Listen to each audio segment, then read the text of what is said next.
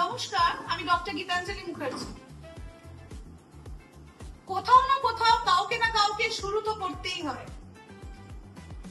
যেখানেই আমরা যাই না কেন, যেখানেই আমরা পা দিই না কেন, আমরা কিন্তু এটা মনে রাখবো যে Bengal education forum, Kolkata chapter of national education forum ইতিহাস গড়লো। কিভাবে ইতিহাস গড়লো?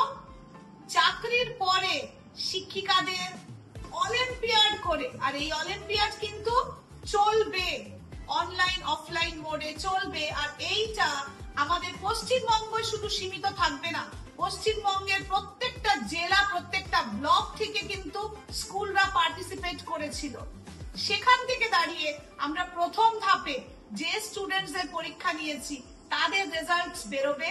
এরপরে প্রচুর স্কুলের কিন্তু আরো অনেক রকম কোয়েরিজ আসছে, যেটার জন্য তারাও কিন্তু পরীক্ষায় বসবে।